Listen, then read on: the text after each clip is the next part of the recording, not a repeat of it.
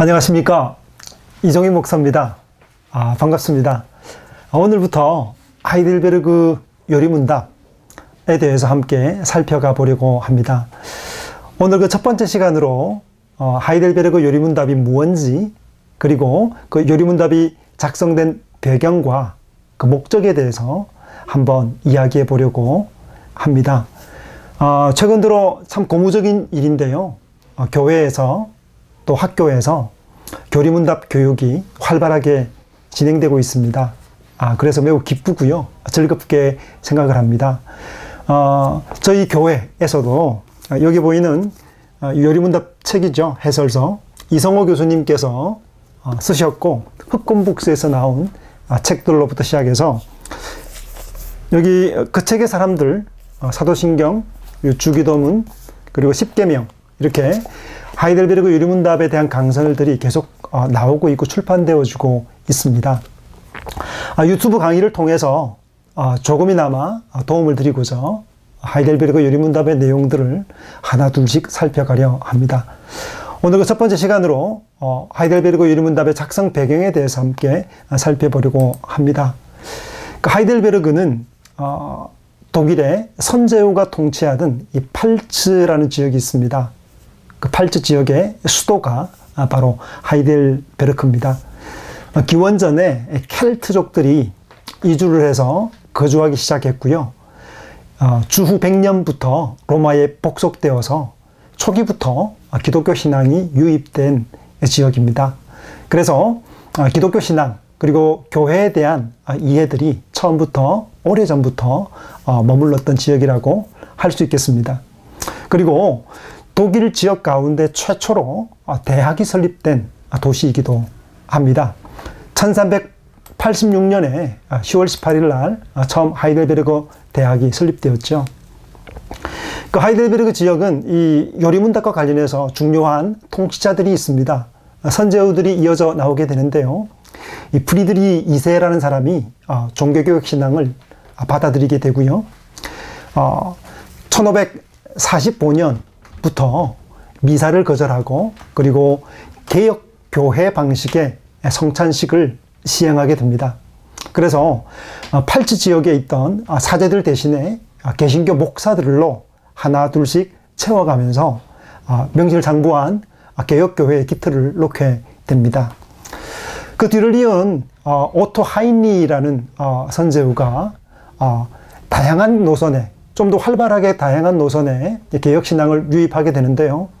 루터파 신앙뿐 아니라 멜랑이톤파 사람들과 츠빙글리파 사람, 그리고 칼뱅파 사람들까지 모두 유입시켜서 함께 논의하고, 그리고 토론할 수 있도록 장을 마련합니다. 이것이 나중에 문제가 되어서 신앙 논쟁들이 유발되게 됩니다. 오토 하이니를 이어서 프리드리 3세죠. 하이델베르그 요리문답을 작성하게 된 장본인입니다. 개혁파 신앙을 가진 인물이었고요. 하이델베르그 요리문답을 작성하도록 지시하게 됩니다. 프리드리 3세가 팔츠 지역, 자신이 통치하던 그 지역의 사람들에게 기독교 신앙과 개혁 신앙을 분명하게 고취시키고, 또 가르치고자 하는 사명감에 의해서 두 사람을 불러오게 됩니다. 그 중에 우르시누스라는 사람이 있습니다. 그 하이델베르그 요리문답서를 작성하게 된 핵심 인물이죠. 이미 하이델베르그 요리문답이 나오기 전에 소요리문답과 그리고 신학 요목문답이라는 내용을 작성을 합니다. 이것에 바탕을 해서 프리드리 3세의 부름을 받아서 하이델베르그 요리문답의 초안을 작성하게 되고, 그것을 이제 교회 위원회에다가 제출하게 돼서 검토받게 됩니다. 그래서 교회위원회에서 검토하고 승인이 떨어진 다음에 본격적으로 팔츠 지역의 사람들에게, 또 교회에게 구체적으로 요리문답들과 내용들이 가르쳐지도록 지시하게 됩니다. 그리고 중요한 인물 한 사람이 더 있죠. 올레비아누스입니다. 프리드리 3세가 의도적으로 요리문답과 함께 교회법에 대한 관심을 많이 가졌습니다. 그래서 이 교회법에 관한 내용에 대해서는 올라비아누스를 통해서 새 교회법을 작성하도록 지시하게 됩니다. 여러분, 왜 하이델베르그 요리문답을 작성하게 했을까요? 그 이유는 프리드리 3세의 사명감에 중요한 이유가 있다고 하겠습니다. 자신은 하나님의 종으로 또 자신에게 주어진 직분과 직위가 자신을 위해 있는 것이 아니고 하나님 앞에서 맡겨진 직무라고 생각을 했습니다. 그래서 이 팔주 지역의 사람들에게, 자신에게 담당시킨 사람들에게 경제적인 풍요뿐만이 아니라 정치적 평화뿐 아니라 하나님께서 주신 직임에 대한 소명의식을 가졌던 것이죠. 그래서 말씀에 대한 바른 지식으로 백성들을 지도해야 될 사명감을 가졌습니다. 이것이 요리문답이 작성되게 된 가장 중요한 원인이요 이유라고 할 수 있겠습니다. 그리고 또 하나의 이유는 팔즈 지역의 상황이었습니다. 그 당시에 교리문답 교육이나 교리 교육이 부재했기 때문에 각자 나름대로의 자기 소견대로의 신앙을 따라 이합집사라는 그런 상황 속에 놓여져 있었습니다. 그래서 교리 교육이 부재한 상황이라는 것을 알고서 안타까움을 가집니다. 그래서 각자 나름대로의 신앙으로 통일성이 없는 상태를 벗어나서 신앙의 일치, 한미듬 안에 있음들을 고치시키기 위해서 교리문답을 작성하게 됩니다. 그래서 하이델베르그 교리문답의 작성의 목표 또한 그 이유와 함께 가겠죠. 그래서 바른 교리, 그리고 말씀에 근거한 바른 신앙을 목표하게 됩니다. 더불어서 신앙의 일치, 동일한 신앙 고백을 통해서 우리가 같은 하나님을 섬기고 같은 주를 섬긴다는 그런 동질한 그리고 동일한 고백 안에 있는 한 주, 한 고백 안에 놓여 있는 신민으로 서기를 원했던 것입니다.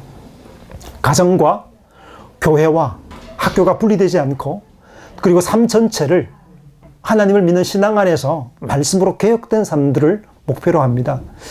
우리가 교리문답서를 보면 알겠습니다만 그 내용으로 들어가면 우리의 구원에 대한 바른 지식뿐 아니라 십계명 해설을 통해서 우리가 구체적으로 이웃과의 관계 속에서 또 사회 속에서 어떻게 살아가야 하는가의 내용들을 자세하게 다루고 있습니다. 그래서 자신이 통치하는 그 도시 안에서, 팔저 지역 안에서 하나님을 경외하는 그런 백성들을 양육하고 교육하려는 그런 분명한 뚜렷한 목표를 가진 교리문답서라고 할 수 있겠습니다.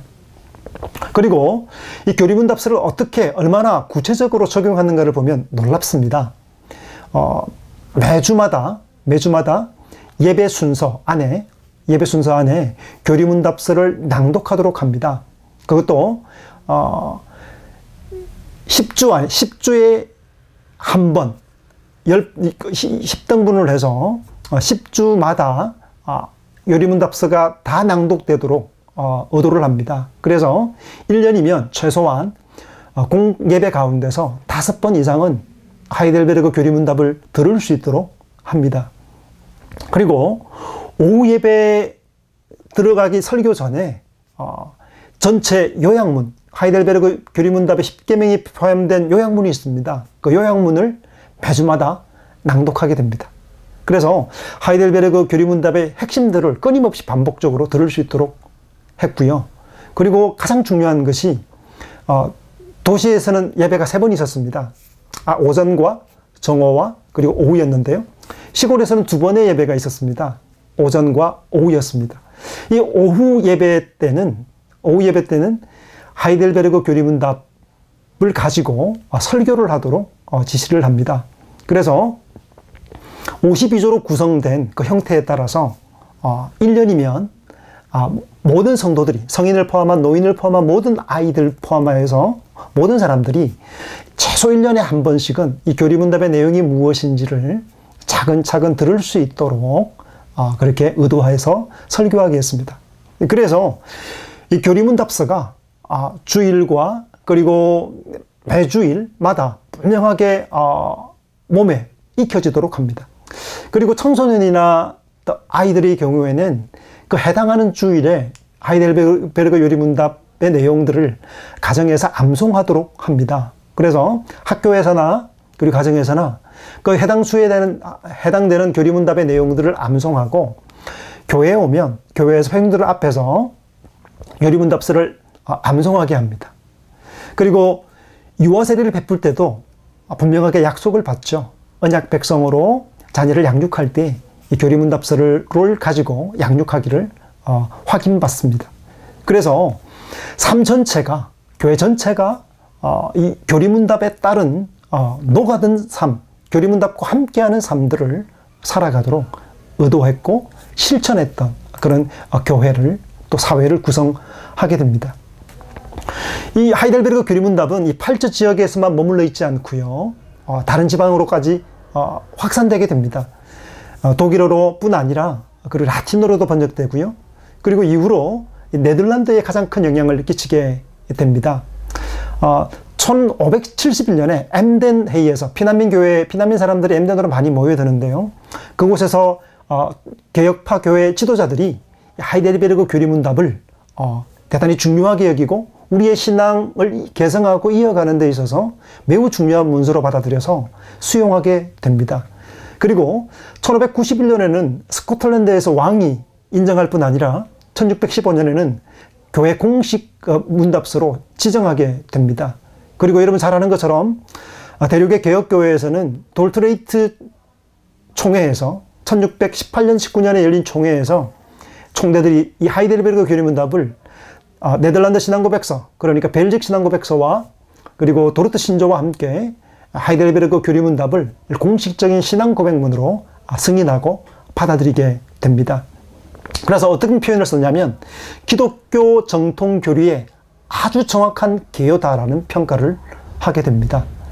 네덜란드 지역에서는 지금도 이 하이델베르그 교리문답을 매우 중요하게 여기고 있고 고백서들을 매주 오후 설교 때에 설교하는 것을 전통으로 여기고 있습니다. 고무적으로 우리나라에서도 이 대한민국에서도 교회들이 신앙고백서에 관심을 기울입니다. 감사한 일입니다.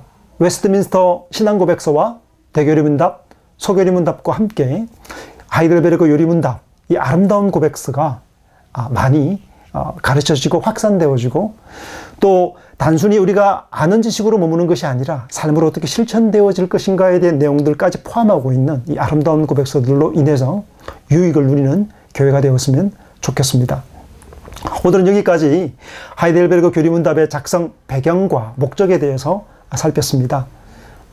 오늘 이 본문의 내용은 이남구 교수님, 그러니까 합동신학대학원에서 조직신학을 교수하시는 교수님의 8주 교회 신앙교육이라는 소논문에서 많은 도움을 얻었습니다. 다음 시간에는 하이델베르그 교리문답의 구조와 그리고 교리문답의 전체 내용을 관통하는 시간으로 전체를 아울러 보는 시간을 가지도록 하겠습니다. 감사합니다.